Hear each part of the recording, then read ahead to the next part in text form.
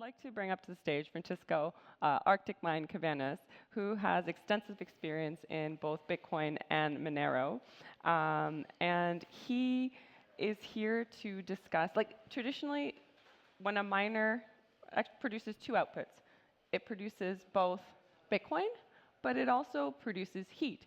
And historically, a lot of that heat has been wasted, but there's potential for that reuse, and that is what Francisco is going to dive into. Thank you.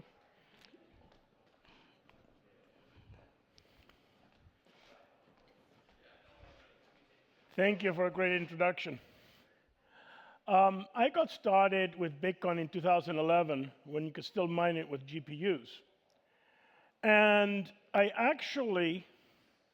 what I found was that I was living in Prince George, British Columbia, which is in a pretty cold part of Canada. You had to walk around a lot to get your Bitcoin. And I would turn around, and when I got home, my hands were freezing, so I would stick them behind my GPU miners to warm up. This was 2011. You could buy a Bitcoin for $6 Canadian. Things have changed since then. And so that's kind of my background. After that, in 2014, 2015, I got involved with Monero, which is kind of my primary coin right now. So I'm a Monero guy. I also done Monero mining. And I had the experience of seeing this heat question right from all along. I've actually mined Monero for the sole purpose of staying warm also. Okay, so if I, there we go. Okay, so let's look at proof of work historically. Okay.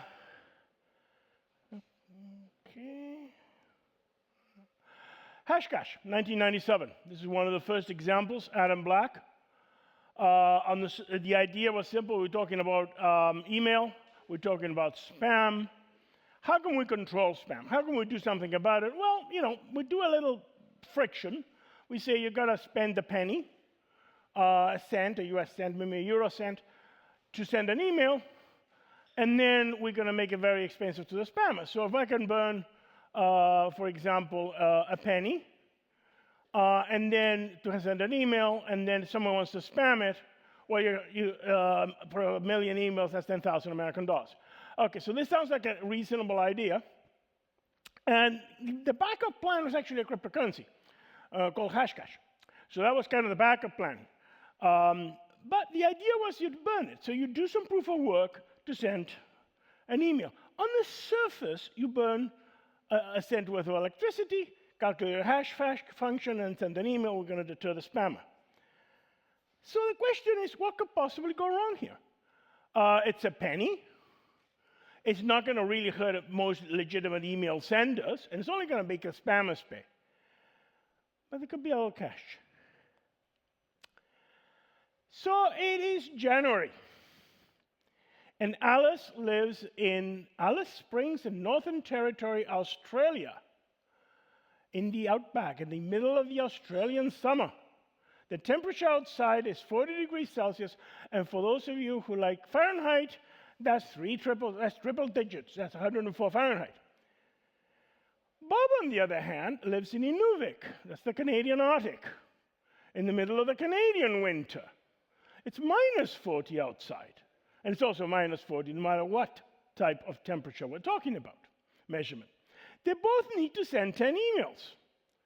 So let us assume, and we've heard a lot today on different costs of energy, stranded energy, etc. But just to isolate the heat question, let us just use 10 cents per kilowatt hour American in this assumption in both cases. The real question is the real cost the same? Is it really a penny or is it different? Okay, let's look at the example. Alice, I have to sit in front of a 1 kilowatt heater for an hour at 40 degrees Celsius in order to send 10 emails. Now, how many people want to do that? Go into the Australian outback in the middle of the summer, sit in front of a heater, and send 10 emails. Not a good idea. But I am in Inuvik, and it's really freezing outside. Yeah, this is a great idea.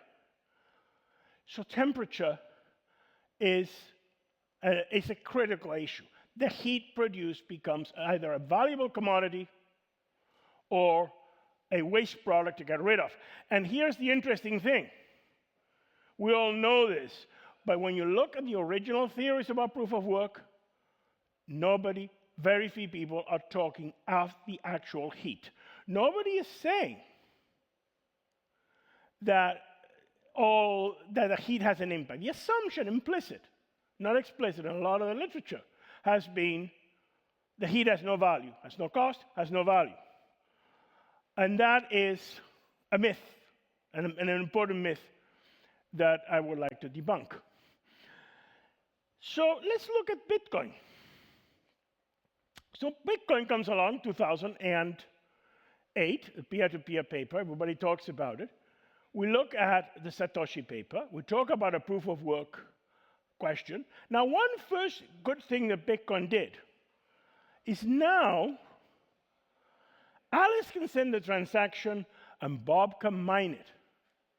One of the beauties of Bitcoin and our other proof of work cryptocurrencies is you don't have to mine your own transaction. So if you're sitting in the middle of the Australian outback during the Australian summer and you want to send a Bitcoin transaction, you can get Bob in Inuvik to mine it for you, or some other cold place. You don't have to mine it yourself. And this is an important question. Alice doesn't want to, it's a great idea. I get Bob to do it. Bob says, hey, I love this. I get to mine the transaction, make some money, and I keep my house warm. And it's minus 40 outside. So sure, I want to do this. Like you want to stay warm and it's minus 40 outside. And by the way, it doesn't matter where we're talking Celsius or Fahrenheit. That's where the two scales meet. But are all the assumptions regarding mining correct? Well, let's take a look at, is this assumption correct? This is from the Satoshi paper. The proof of work also solves the problem of determining representation of majority decision making. If a majority were based on one IP, one vote, it could be subverted by anybody allocate many IPs. Proof of work is essentially one CPU, one vote. Is it really one CPU, one vote? In 2009, when Bitcoin was launched, did Alice and Bob's CPU really have one vote each? One of them is in Alice Springs, in my example. The other one is in Inuvik, where the temperature differential is 80 degrees Celsius, 80 degrees Celsius. Or in January 2025, if you put an ASIC there in Alice Springs and another ASIC in Inuvik, are they going to be the same? No, they are not. This assumption is actually incorrect.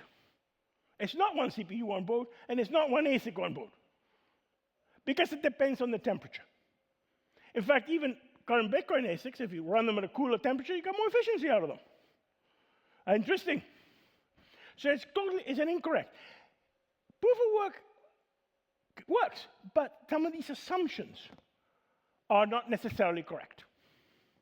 And this is important to realize. We tend to be fans of deification. You take something, it's a great paper, major innovation, but did we read it critically and ask some critical questions? We need to do so. Okay, so let's look at the next question. The proof of work and the heat and the laws of thermodynamics. I'm going to quote the third law was cut off on the slide. So the zeroth law of thermodynamics, it defines an equilibrium of temperature. The first law of thermodynamics, which is really a critical law, is conservation of energy. Now, when we look at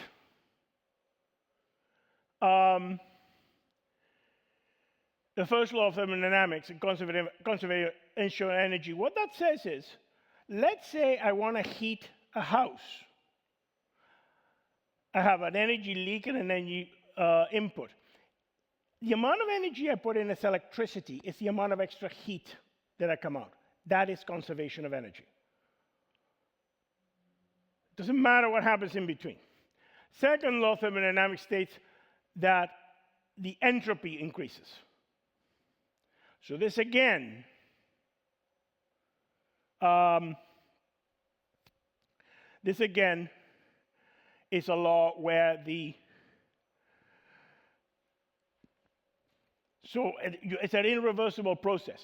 So what happens when you increase entropy is it's an irreversible process. And so you can't go back on it. And that's actually what makes proof of work work. Okay. So now let's look at heating. And first law of thermodynamics enforces conservation of energy. And a second law makes a process irreversible. Electric resistance heating. What is electric resistance heating? In electric resistance heating, what we are doing is we're putting a certain amount of energy in to maintain a level temperature. So we're saying, let's say the house is at 20 degrees, the outside is at minus 20. We maintain a balance in energy, and you have energy coming in, energy coming out. The amount of energy and electricity you put in is equal to the heat you put out. Now, let's say in the middle of this, I decide to use that electricity before dissipating it into heat and generate cryptocurrency. For example, let's say the kids are mining a combination of Ethereum Classic and Monero using CPUs and GPUs. The CPUs for Monero, the GPUs for Ethereum Classic. And it doesn't have to be at the optimal mining or anything. The parent's electricity bill does not change because the same amount of energy is going in and coming out. What happens is the kids are getting some Monero and some ETC. So some XMR and some ETC. So what you've done is if you simply divert a portion of the heat in that residence from the actual, if you divert the heat from directly going to resistance and you put it through, you put the electricity before producing the heat into mining, you have not changed the carbon footprint regardless of the carbon footprint of the electricity. Because you're consuming the same amount of electricity and producing the same amount of heat. What you're doing is you're extracting that cryptocurrency in the middle through mining, and it doesn't even have to be at the optimal price, because you know what? Your sunk cost might be there. You're using a computer you're already using, and you're using a equipment, and you're producing your heat. So you're not using a new computer, and you're not creating any electricity. If you have a heat pump, which by the way is very different, a heat pump, you have a Carnot engine, and what you're doing is you're cooling the outside and extracting heat. This is the case where efficiency is actually over 100%, and if you were to mine, you would lose something. So in a heat pump situation, you would lose if the differential is close. If the temperature, on the other hand, is a big spread, the heat pump normally arises at, normally approaches 100%, and then it kind of becomes like the first case. The last case that's been cut off on the slide is where you actually are replacing thermal heating.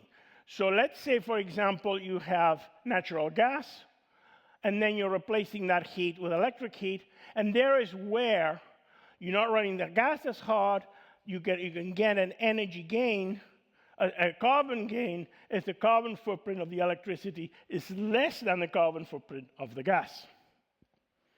Okay, so let's look at some examples. Solar energy. One of the characteristics of solar energy is that it's very changes. In the winter, you might get 10% of the energy you get in the summer. In some other areas, maybe you'll get half of the energy. So this is one of the main issues. So then the typical issue is, well, you're going to overbuild the solar in order to deal with the energy supply. Well, then we have all the questions of energy that's wasted that we've heard before from various speakers. What happens to the energy? So you have an excess of energy. I'm going to talk more about the small-scale operation. A person like myself, I'm actually putting solar panels on my own home. I live in North Vancouver, right next to a major city in Canada. It's a south-facing mountain, and there's tons of residential homes. You can put solar panels on those roofs. If you have, in the peak of the summer, you're going to have to sell that energy, or otherwise it's going to go to waste. So you don't have to be in a remote area in the middle of nowhere to have this problem. You can be right in an urban center, right next to an energy demand. And what happens is, my math is very simple. Can I sell it to BC Hydro, which happens to be the local utility? How much are they going to pay me wholesale? I'm buying back to buy it back. Or, and this is a really important question, can I turn around and sell it to the Monero network, or to the Monero network and the Ethereum classic network in exchange for cryptocurrency? Who's going to give me a better deal? And that's where, again, that energy otherwise would have gone to waste or has very little value. So again, the other thing to keep in mind is that solar efficiency potentially increase a lot more from now. Thermodynamically, you can go over 80%. Solar panels are typically in the 20% range. So there's a lot of growth potential in efficiency, and so we're going to see this change. Wind, again, very seasonal, and again, very cyclical. We have a lot of comments on that. And again, sometimes you try to match it. Germany has actually done that, where you try to create a lot of generation in the winter to offset for the low supply in the summer for the low supply in solar, so you try to balance them out. But again, what can happen is, if you improve your solar efficiency, and your wind efficiency doesn't go up as high, then you can get an imbalance anyway. And this is actually one of the examples. Solar panel efficiency may lead to further imbalance in the future between wind and solar. Okay. I'm going to talk about one that hasn't been mentioned. It's really interesting. That's nuclear. Now, nuclear is one of those sources of energy which is kind of the opposite. It's not variable, it's steady. And it has to be steady. So you set up the reactor, you get it going, and you have to run it constantly for like decades. Because it's very expensive to shut these things down and start them back up again. And sometimes end up having a real often power problem with nuclear, because what's happening is they have no demand, they have nowhere to put the energy. It's just, they heat a lake. This actually happened in Ontario, and in Canada, Ontario. And so you have this idea that you can soak it up with proof of work. Now again, that can be a more market for the Bitcoin miner, who can turn around and soak up a nuclear power plant when they're really low. Like, on the other hand, the smaller scale miner doing, say, something like a CPU or GPU mining for, say, Monero or Ethereum Classic, as a good example, they could turn around and be looking at, hey, I got cheap power right now, I can really use this. But nuclear is also one where you have a flat supply and you have a demand curve that you have to satisfy. Now, the next one, I'm going to touch base on slowly are the combustion-based, the ones that have been phased out. Remember the oil, the gas, and the natural gas, and the coal.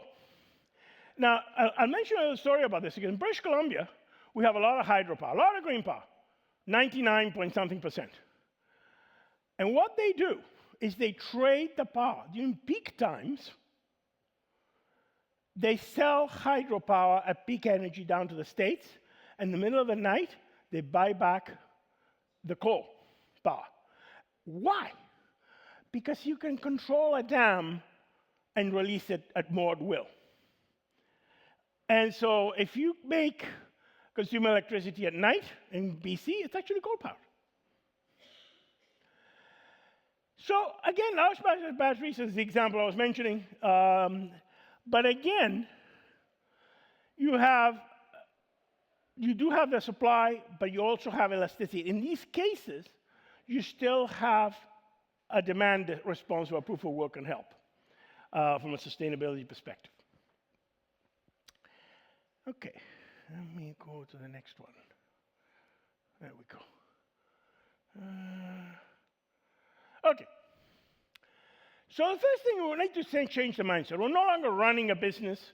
We also have to look at getting a rebate on heating costs, getting a rebate on heating a warehouse. You can do it industrially, or you could do it retail at the house and small business level. So for example, low power, low value power, stranded power. Stranded power can be in the middle of nowhere, can be in a major municipality. If everybody's got solar panels on their roof and you can't sell that to your utility, you may be right in a major center, right next to the grid, and you do not have a market for that power. So CPU mining, be a good example is Monero, and it lends itself a lot to use of idle computer equipment that is sitting in homes and businesses. For example, you have a business, 9 to 5, you're in some cold place. At night, those computers are idle. You can mine Monero, keep the place warm. Do you have to be at the actual optimal point? No, because you're just getting a partial rebate on your heating cost. And that's all you need to do. Or you can use GPUs, for example, from a gaming rig, to mine Ethereum Classic. Again, you're competing with ASICs. And in those cases, you end up with an option. But again, you don't have to be totally competitive with the ASIC. Maybe you get 20% of the hash rate. But that means you're getting a 10, 15% rebate on your electricity costs. And you already have your sunk costs for your gaming rig. And then we get ASIC mining. We heard a lot about Bitcoin, also applicable to Litecoin. This is the big enterprise things, where you actually have the idea of supporting the grid and be a power response load, a very efficient response load.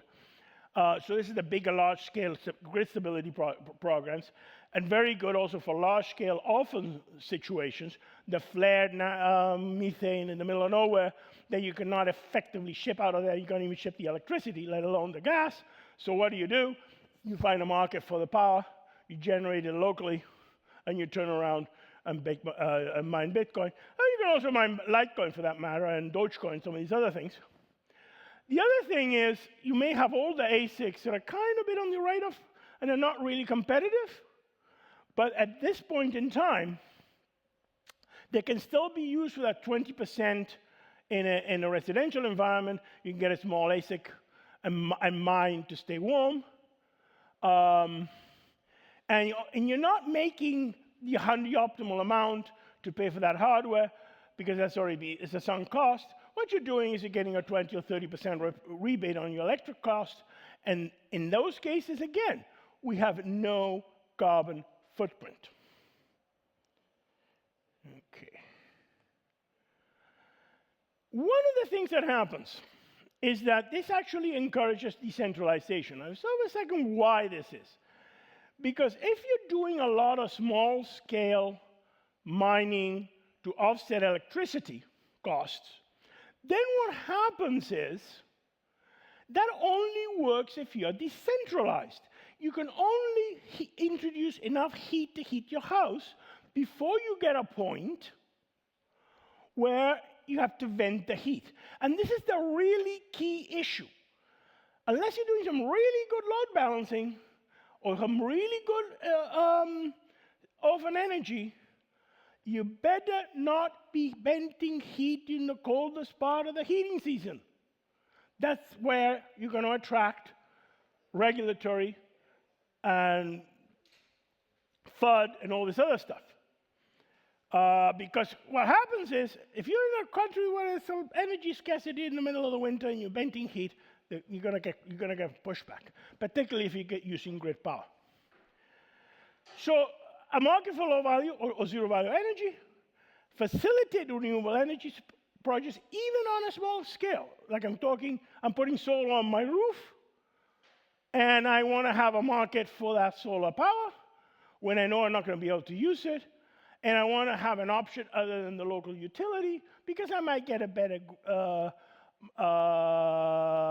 return, for example, mining a combination of Monero and Ethereum Classic, or even Litecoin, or something like that. And so that kind of thing does provide, and this can be a flexible load even on a very small scale.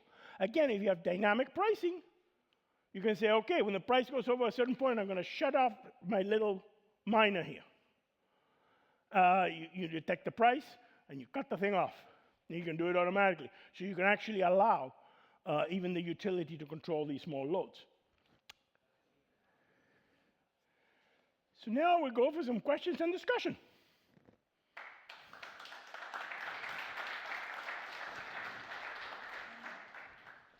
Anyone have any questions? I have a question / comment. So I live where you live, and I live where you live, and our Yes. government has banned Bitcoin mining. There's a moratorium on Bitcoin mining. But I have heard that heat recovery is not considered Bitcoin mining, but a heat source. Are we talking British Columbia? Yes? Yes. And they're targeting the big operations. Yeah. Because essentially, and this is exactly it, but let me tell you, I got extra solar power, and I'm not even going to mine Bitcoin, I'm going to mine Monero. And that they don't ban. But it does illustrate the problem, which is that in some cases they simply say no, and it's a great example. BC has actually said no to the big farms. And BC doesn't have a grid stability issue, to be blunt. In fact, if anything, it's selling grid stability to the United States. So that's kind of the answer to that. Does anybody else have any other questions? All right. Thank you very much.